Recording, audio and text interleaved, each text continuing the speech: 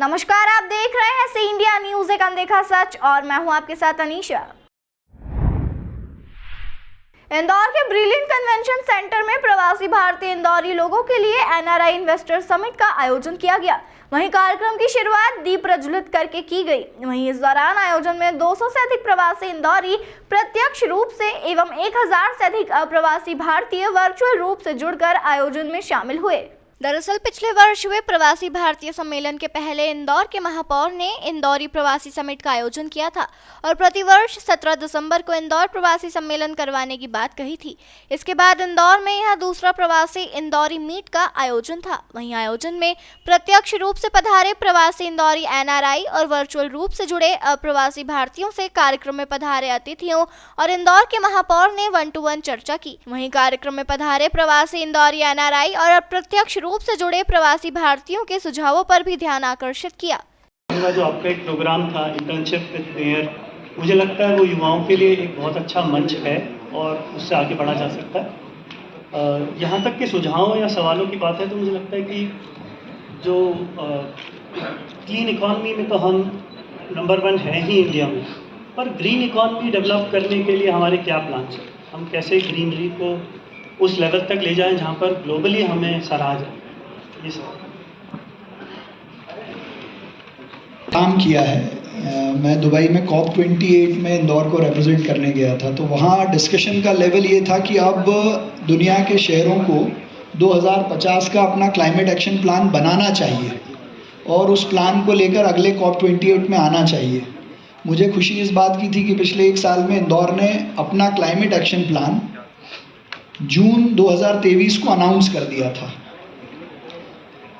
अब इसको एग्जीक्यूट कैसे करना है ये बड़ा चैलेंज है, क्योंकि जब मूलभूत सुविधाओं पर ही काम अभी चल रहा हो तो ये नेक्स्ट लेवल का काम है और उसमें ही आप सब लोगों की मदद चाहिए। ये जो छोटे छोटे इनिशिएटिव हैं, जैसे एक इनिशिएटिव हमने लिया था कि सोलर एनर्जी, सोलर प्लांट लगाने के लिए ग्रीन बॉन्ड्स इशू किए थे, तो उसी में से आपके इसमें से कोई सुझाव निकलेगा तो एग्जीक्यूशन शुरू होगा। लेकिन ऐसा नहीं है कि हमने इसके बारे में सोचा नहीं है। इंदौर क्लीनर सिटी है, जैसे काफ़ी लोगों ने बोला, उसी के लिए हम माने जाते हैं, लेकिन ऑल्सो अभी एक एजुकेशन हब बनता जा रहा है पूरे वर्ल्ड में या स्पेशली इंडिया में। तो ऐसे एजुकेशन हब में हम एनआरआई कम्युनिटी कैसे सपोर्ट कर सकते हैं, कैसे वर्ल्ड ओवर इंडस्ट्री एक्सपर्ट्स को हम ला सकते हैं। हम खुद इंडस्ट्री एक्सपर्ट्स वर्ल्ड में जाके देख रहे हैं कैसे काम होता है, हम वो कैसे गैप को कनेक्ट कर सकते हैं एक माध्यम के तरीके से। मैं और प्रवीण अभी यही डिस्कस कर रहे थे कि एक माध्यम हो एकेडमिया और इंडस्ट्री का, इंडिया और वेस्ट का, जिससे कि हम ये कनेक्ट कर पाएँ। ये तो बात हुई हम क्या कर सकते हैं यहाँ पे। एक और जो सजेशन मेरे मन में आता है, जैसे कि मैंने बोला इंदौर मेरा ससुराल है, मेरे इन-लॉज यहाँ पे रहते हैं, बहुत एक्टिव लाइफस्टाइल है उनकी, लेकिन फिर भी छोटी छोटी चीज़ों में बहुत स्ट्रगल करता है। और मैंने ये देखा है कि इंदौर एक स्टार्टअप हब भी बनता जा रहा है। मेरे ब्रदर इन लॉ हैं, उन्होंने भी यहाँ पे एक कंपनी स्टार्ट की है। अभी जिन दीदी ने बात की उन्होंने भी स्टार्ट किया है यहाँ पे, फील्स वेरी प्राउड। लेकिन उसमें ये है कि हम तो बाहर निकल जाए, लेकिन जैसे मेरे फादर इन लॉ यहाँ पे हैं, छोटी छोटी चीज़ों में वो स्ट्रगल कर पाते हैं, हम वहाँ पे आ नहीं पाते हैं। तो कैसे हम उन सर्विसेज को इजी एक्सेस बना सकें, कैसे हम उन चीज़ों को डिजिटाइज कर सकें, जिससे कि हमारे जो वृद्ध लोग हैं, जिससे कि हमारे। वहीं कार्यक्रम के दौरान Indore collector doctor Ilaiya Raja T ने मंच से सभी प्रत्यक्ष रूप और वर्चुअल रूप से जुड़े अप्रवासी भारतीयों को संबोधित करते हुए उनका अभिवादन किया। वहीं उन्होंने चर्चा के दौरान कहा कि कोई भी सिटी प्रथम तब बनती है जब वहां की शिक्षा और स्वास्थ्य सेवाएं बेहतर होती है, क्योंकि इन्वेस्टर और इंफ्रास्ट्रक्चर के सेक्टर के साथ स्वास्थ्य और शिक्षा सबसे जरूरी है। इसलिए हम स्मार्ट स्कूल बना रहे हैं और शिक्षा और बेहतर बनाने के लिए जल्द ही एक ऐप भी लॉन्च करने जा रहे हैं, जिसके माध्यम से हम शिक्षा के क्षेत्र में जुड़े लोगों के द्वारा मिले सुझावों के साथ बेस्ट कार्य कर सके। शिक्षा के क्षेत्र में इंदौर कलेक्टर महोदय के इस कार्य की वहां मौजूद सभी लोगों ने सराहना की। चाहिए इंदौर से एक मेमोरी कैसे ना उनको ले जाए, such a great idea. There is a tourism promotion council है, उसके अंतर्गत हम लोग एक ऐसा आइडिया ही लॉन्च करेंगे। इंदौर की पीपल सजेस्ट करेंगे, will go with an souvenir centre. So ये एक इट्स इनिशिएटिव है, जैसे कोई भी सिटी के लिए एजुकेशन, हेल्थ एक टॉप प्रायोरिटी होता है। इस दौरान पुष्यमित्र भार्गव ने कहा कि दुनिया भर से आए इंदौरियों का इंदौर में स्वागत करता हूं, क्योंकि जिस भाव से उन्होंने इंदौर का सहयोग करने की बात कही है उसका मैं अभिवादन करता हूं। देश भर और दुनिया भर से आए इंदौरी जो देश और इंदौर के लिए कार्य करना चाहते हैं, उसकी वजह मोदी जी है, जिन्होंने जो करके बताया आज ये उसका उदाहरण है। यही वजह है कि इंदौर ग्लोबल प्लेटफॉर्म में बड़ी तेजी से आगे बढ़ रहा है। वहीं शिक्षा के क्षेत्र में इंदौर में स्मार्ट स्कूल बने हैं, जिसकी जानकारी इंदौर कलेक्टर ने दी है। उसके साथ हमारी अपनी भी अलग तैयारियां हैं, जिसमें साफ शमशान, साफ नदियां और बहुत से कार्य हैं जिस पर हम कार्य कर रहे हैं।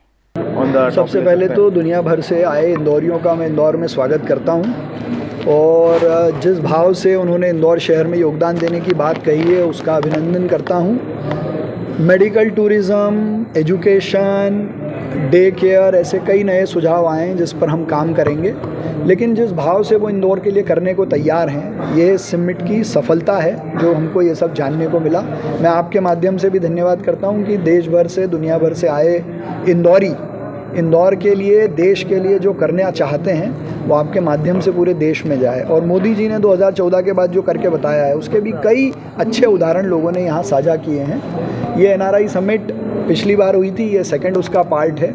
मुझे लगता है कि इंदौर ग्लोबल प्लेटफॉर्म पे बहुत तेज़ी से आगे बढ़ रहा है। पिछली बार के सजेशन ITMS को हमने इम्प्लीमेंट किया है, इस बार के सजेशंस पर भी हम काम जारी रख रहे हैं और कुछ मांगने भी वाले हैं, तो उसमें से कितना पूरा होगा उस आधार पर एग्जीक्यूशन डिपेंड करेगा। दुबई के अलावा क्या सेक्टर, देखिए इंदौर के लिए स्मार्ट स्कूल बने, उसका प्रेजेंटेशन कलेक्टर महोदय दे ही रहे हैं कि स्मार्ट स्कूल्स के लिए क्या NRI कर सकते हैं, लेकिन हमने भी अपनी एक तैयारी रखी है। साफ नदी, अच्छे शमशान, कुछ अच्छे पब्लिक टॉयलेट्स, कुछ अच्छे स्कूल और कुछ अच्छे बगीचे, ये NRI आइडिया पे NRI के द्वारा किए जाएं। तो हेल्थ केयर में क्या करेंगे? तो देखिए मेडिकल टूरिज्म को प्रमोट करना पड़ेगा, हेल्थ में हम आगे हैं। तो ट्रैफिक को लेकर एक ट्रैफिक का पिछली बार इंटीग्रेटेड ट्रैफिक मैनेजमेंट सिस्टम का सजेशन आया था जिसको हमने इम्प्लीमेंट किया है। ट्रैफिक एक कंजेशन, एक समस्या है ऐसा लोगों ने बताया है, लेकिन मैंने उनको इस बारे में बताया कि भाई इंदौर में 21 छोटे बड़े पुल अभी बन रहे हैं जो इंफ्रास्ट्रक्चर की दृष्टि से है। अवेयरनेस को लेके कई सारे कैंपेन ट्रैफिक को लगातार चल रहे हैं। इंदौर को अतिक्रमण मुक्त करने की अभियान हमने छेड़ रखा है, तो ये एक प्रोसेस है। जब मेट्रो शुरू होगी, सारे पुल बन जाएंगे तो ये कंजेशन कम होगा।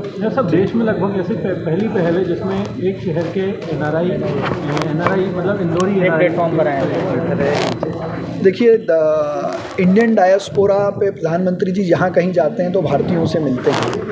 मध्य प्रदेश के मुख्यमंत्री जब किसी अन्य देश में जाते हैं तो मध्य प्रदेश के लोगों से मिलते हैं। ये पिछली बार हमने शुरुआत की थी कि दुनिया भर में जो इंदौरी हैं उनको इंदौर में और एक प्लेटफॉर्म पे लाया जाए ताकि वो इस शहर से कनेक्ट रहे और शहर के लिए वो क्या कर सकते हैं उसका भाव पैदा हो। और इसकी हमने शुरुआत की है इंदौर एट दुबई से, Indore at Chicago, Indore at California और इंदौर एट टोक्यो। बाकी शहरों को भी जोड़ेंगे, लेकिन ये NRI समिट इन सबको चैनलाइज करती रहेगी। तमाम खबरों के लिए देखते रहिए सी इंडिया न्यूज़, एक अनदेखा सच।